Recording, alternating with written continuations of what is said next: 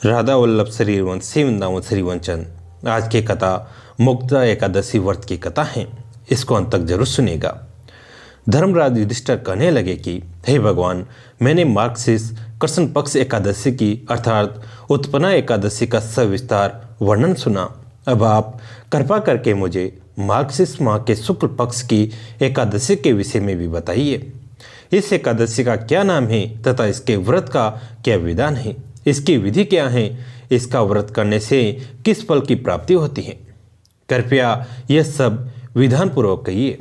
भगवान श्री कृष्ण बोले, मार्गशीर्ष माह के शुक्ल पक्ष में आने वाली इस एकादशी को मोक्षदा एकादशी कहा जाता है। यह व्रत मोक्ष देने वाला तथा चिंतामणि के समान सब कामनाएं पूर्ण करने वाला है, जिससे आप अपने पूर्वजों के दुखों को खत्म कर सकते हैं। इसका महात्म्य मैं तुमसे कहता हूँ, ध्यानपूर्वक सुनो। गोकुल नाम के नगर में वेखानस नामक राजा राज्य करता था। उसके राज्य में चारों वेदों के ज्ञाता ब्राह्मण रहते थे। वो राजा अपनी प्रजा का पुत्रवत पालन करता था। एक बार रात्रि में राजा ने एक स्वप्न देखा कि उसके पिता नरक में हैं। उसे बड़ा आश्चर्य हुआ। वो प्रातः विद्वान ब्राह्मणों के पास गया और अपना स्वप्न सुनाया। कहा, मैंने अपने पिता को नरक में कष्ट उठाते देखा है। उन्होंने मुझसे कहा कि हे पुत्र, मैं नरक में पड़ा हूँ, यहाँ से तुम मुझे मुक्त कराओ। जब से मैंने ये वचन सुने हैं तब से मैं बहुत बेचैन हूँ। चित्त में बड़ी अशांति हो रही है। मुझे इस राज्य, धन, पुत्र, स्त्री, हाथी, घोड़े आदि में कुछ भी सुख प्रतीत नहीं होता। क्या करूं? राजा ने कहा, हे ब्राह्मण देवताओं, इस दुख के कारण मेरा सारा शरीर जल रहा है। अब आप कृपा करके कोई तप, दान, व्रत आदि ऐसा उपाय बताइए जिससे मेरे पिता को मुक्ति मिल जाए। उस पुत्र का जीवन व्यर्थ है जो अपने माता पिता का उद्धार न कर सके। एक उत्तम पुत्र जो अपने माता पिता तथा पूर्वजों का उद्धार करता है, वह 1000 मूर्ख पुत्रों से अच्छा है। जैसे एक चंद्रमा सारे जगत में प्रकाश कर देता है, परंतु हजारों तारे नहीं कर सकते। ब्राह्मणों ने कहा, हे राजन, यहाँ पास ही भूत भविष्य वर्तमान के ज्ञाता पर्वत ऋषि का आश्रम है। आपकी समस्या का हल वे जरूर करेंगे। ऐसा सुनकर राजा मुनि के आश्रम पर गया। उस आश्रम में अनेक शांतचित्त योगी और मुनि तपस्या कर रहे थे। उसी जगह पर्वत मुनि बैठे थे। राजा ने मुनि को साष्टांग दंडवत किया। मुनि ने राजा से सांगोपांग कुशल पूछी। राजा ने कहा कि महाराज, आपकी कृपा से मेरे राज्य में सब कुशल हैं, लेकिन अकस्मात मेरे चित्त में अत्यंत अशांति होने लगी है। ऐसा सुनकर पर्वत मुनि ने आंखें बंद की और भूत विचारने लगे। फिर बोले, हे राजन, मैंने योग बल से तुम्हारे पिता के कुकर्मों को जान लिया है। उन्होंने पूर्व जन्म में कामातुर होकर एक पत्नी को रति दी, किंतु शोध के कहने पर दूसरे पत्नी को ऋतु दान मांगने पर भी नहीं दिया। उसी पाप कर्म के कारण तुम्हारे पिता को नरक में जाना पड़ा। तब राजा ने कहा, इसका कोई उपाय बताइए। मुनि बोले, हे राजन, आप मार्गशीर्ष एकादशी का उपवास करें और उस उपवास के पुण्य को अपने पिता को संकल्प कर दे। इसके प्रभाव से आपके पिता की अवश्य नरक से मुक्ति होगी। मुनि के ये वचन सुनकर राजा महल में आया और मुनि ने के कहने के अनुसार कुटुंब सहित मोक्ष एकादशी का व्रत किया। इसके उपवास का पुण्य उसने पिता को अर्पण कर दिया। इसके प्रभाव से उसके पिता को मुक्ति मिल गई और स्वर्ग में जाते हुए वे पुत्र से कहने लगे, हे पुत्र, तेरा कल्याण हो। यह कहकर स्वर्ग चले गए। मार्गशीर्ष मास की शुक्ल पक्ष की मोक्षदा एकादशी का जो व्रत करते हैं, उनके समस्त पाप नष्ट हो जाते हैं। इस व्रत से बढ़कर मोक्ष देने वाला और कोई व्रत नहीं है। इस दिन गीता जयंती मनाई जाती है। साथ ही यह धनुर्मास की एकादशी कहलाती है। अतः इस एकादशी का महत्व कई गुना और भी बढ़ जाता है। इस दिन से गीता पाठ का अनुष्ठान प्रारंभ करें तथा प्रतिदिन थोड़ी देर गीताओं से पढ़े। भगवान के प्रति सबकी अपनी अपनी निष्ठा होती है, अपने अपने भाव होते हैं। एक बाबा का बड़ा प्यारा भाव ठाकुर जी के प्रति था। संत नित्य ठाकुर जी को भोग लगाते और फिर उस भोग को स्वयं खाया करते थे। एक दिन किसी मंदिर में भंडारा था। भंडारे में बहुत सारा भोजन बनना था और बनने के बाद पहले संतों को पवाते फिर सबको मिलता। इसमें बहुत देर लगती। अब बाबा ने सोचा बहुत देर हो गई है, तो ये सोचकर बाबा ने मिश्री का भोग ठाकुर जी को लगाया और मंदिर चले गए। फिर जब संतों ने पा लिया तब मंदिर से भंडार गरज से भोग लेकर घर की तरफ चले कि ठाकुर जी को भोग लगाकर हम भी पा लेंगे। जब घर के निकट पहुंचे तो सोचने लगे, मिश्री का भोग तो मैं लगा कर गया था, अब इसकी क्या जरूरत है, और धोने में से उठाकर एक ग्रास खा लिया। जब निवाला मुंह में रखा तो सोचने लगे, जब घर तक आ ही गया था तो भगवान को भोग लगाकर फिर खाता, पर अब तो निवाला मुंह में डाल ही चुके थे। बाबा को इस बात को से बड़ा दुख हुआ।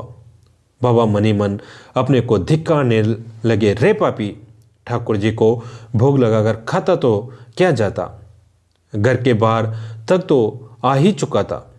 अब तो बाबा को इतना दुख हुआ कि वह मुंह का ग्रास उगला भी नहीं और निगला भी नहीं। निगला इसलिए नहीं कि ठाकुर जी को भोग नहीं लगाया था, और उगला इसलिए नहीं कि भंडारे से लाए भोग का अनादर हो जाता। बाबा घर के बाहर ही बैठ गए और उनके दोनों आंखों से आंसू की धारा बहने लगी। बाबा को ऐसे बैठे हुए 2 दिन बीत गए। तीसरे दिन रात को एक छोटा सा बालक दौड़ता हुआ आया और बाबा का मुंह अपने हाथ से खोलकर ग्रास निकाला और खुद वो ग्रास खाया, और बाबा कुछ कहते इससे पहले ही वो अंधेरे में गुम हो गया। बाबा अवाक देखते रहे क्योंकि वे इतने दुख में डूबे हुए थे, उन्हें दीन दुनिया की कोई खबर ही नहीं थी। कुछ देर बाद बाबा अंदर गए और ठाकुर जी के चरणों में गिरकर रोने लगे और बोले, वाह प्रभु, अपने तुझ दास के लिए तुमने मेरे मुख का झूठा स्वयं खा लिया। सच्चे भक्त का भाव पूरा करने के लिए भगवान कुछ भी करने के लिए तैयार हो जाते हैं। सेवा कुंज में एक बार बाबा ने रात बिताई कि देखो तो सही, रास होता है। कहते हैं एक दिन रात भर रहे, कुछ नहीं देखा, तो मन में यह नहीं आया कि ये सब झूठ है। दूसरी रात फिर बिताए, मंदिर बंद होने पर लताओं में छुपकर रात बिताए। उस रात कुछ न के बराबर मध्यम अनुभव हुआ। एकदम न के बराबर उस दिव्य संगीत को सुना, लेकिन उस संगीत के स्वर लहरियों का ऐसा प्रताप हुआ कि बाबा मूर्छित हो गए। जब सुबह चेतना में आए और कि अब दर्शन तो करना है, ऐसा संकल्प ले लिया। बाबा ने अपने प्राणों की बाजी लगाकर एक बार और प्रयास किया कि देखो तो सही, रास कैसा होता है। तो इस तीसरी बार श्री हरि बाबा के पूज्य गुरुदेव लताओं के बीच कहीं छुप गए। आधी रात तक उन्होंने लिखा कि कहीं कुछ दर्शन नहीं हुआ, परंतु प्रतीक्षा में रहे। मध्यम रात्रि होने पर निधिवन यानी सेवा कुंज में एक दिव्य सुगंध का प्रसार होने लगा। एक अलौकिक सुगंध। अब बाबा सावधान हो गए, समझ गए कि लीला आरंभ होने वाली है। बाबा अब और सावधानी से बैठ गए। तभी कुछ समय बाद बाबा को कुछ धीरे धीरे नूपुर की झंकार की आवाज आने लगी। क्षण क्षण क्षण बाबा को लगा कि कोई आ रहा है। तब बाबा और सावधान हो गए। बाबा ने और मन को संभाला और गौर से देखने का प्रयास जब किया, तब बाबा ने देखा कि किशोरी जी लाल जी के कंठ में गलवैयां डालकर धीरे धीरे एक एक कदम बढ़ाकर सेवा कुंज की लताओं के मध्य की से आ रही हैं। बाबा तो देखकर आश्चर्यचकित हो गए। बाबा और संभल गए और बाबा ने लिखा, आज प्रिया जी को देखकर मन में बड़ा आश्चर्य हो रहे हैं। आज प्रिया जी प्रत्येक लताओं के पास जाकर कुछ सूंघ रही थी। लाला ने पूछा, एक किशोर जी, आप हर एक लता के पास जाकर क्या सूंघ रही हैं? क्या आपको कोई सुगंध आ रही है? श्री किशोर जी ने कहा, लाल जी, आज हमें लगता है कि हमारे आज इस निकुंज वन में किसी मानव ने प्रवेश कर लिया है। हमें किसी मानव की गंध आ रही है। इतना सब सुनकर बाबा की आंखों से झरझर आंसू बह रहे हैं। बाबा के मन में भाव आया कि सेवा कुंज में प्रिय प्रियतम विहार कर रहे हैं, क्यों न जिस मार्ग पे ये जा रहे हैं उस मार्ग को थोड़ा सोने लगाकर सोच कर दूं। बाबा ने कल्पना किया कि नहीं, अरे अगर मार्ग को सोने से साफ किया तो मैंने क्या किया? सिवा तो उस सोने ने की, मैंने क्या किया? फिर क्या करूं? कल्पना करने लगे, क्यों न इन पलकों से झाड़ू लगाने का प्रयास करूं। फिर ध्यान आया, अगर इन पलकों से लगाऊंगा तो इन पलकों को श्रेय मिलेगा। आखिर क्या करूं? आंखों से आंसू प्रवाह होने लगे कि मैं कैसे सेवा करूं। आज साक्षात प्रिय प्रियतम का विहार चल रहा है, मैं सेवा नहीं कर पा रहा, कैसे सेवा करूं? उसी क्षण प्रिया जी ने कहा, लाल जी, आज हमारे नित्य विहार का दर्शन करने के लिए कोई मानव प्रवेश कर गया है। किसी मानव की गंध आ रही है। उधर तो बाबा की आंखों से आंसू बह रहे थे और इधर लाल जी प्रिया जी के चरणों में बैठ गए। लाल जी के भी आंसुपात होने लगे। प्रिया जी ने पूछा, लाल जी, क्या बात है? आपके आंसू कैसे आने लगे? तब श्री जी के चरणों में बैठ गए श्याम सुंदर नतमस्तक हो गए। तब कहा, श्री जी, आप जैसी करुणामयी सरकार तो केवल आप ही हो सकते हैं। अरे, आप कहते हो कि किसी मानव की गंध आ रही है। हे श्री जी, जिस मानव की गंध आपने ले ली हो, फिर वो मानव रहा, उसे तो आपने अपनी सखी रूप में स्वीकार कर लिया। श्री जी ने कहा, चलो फिर उस मानव की तरफ। कहते हैं बाबा तो आंख बंद कर ध्यान समाधि में रो रहे हैं कि कैसे सेवा करूं। तभी दोनों युगल सामने प्रकट हो गए। कहे, बाबा रास देखने तो आयो हैं। न बाबा बोल पा रहे हैं, न कुछ कह पा रहे हो, अपलक निहार रहे हैं। श्री जी ने कहा, रास देखते के ताई तो सखी स्वरूप धारण करना पड़े। सखी बनोगो बाबा? कुछ नहीं बोले। करुणामयी सरकार ने कृपा करके श्री जी अपने हाथ से अपनी प्रसादी चंद्रिका उनके मस्तक पर धारण करा दी। इसके बाद बाबा ने अपने डायरी में लिखा, इसके बाद जो लीला मेरे साथ हुई, न तो वाणी का विषय था, न वो कलम का विषय था। ये सब स्वामी जी की कृपा से निवर्त निकुंज की लीलाएं प्राप्त होती हैं।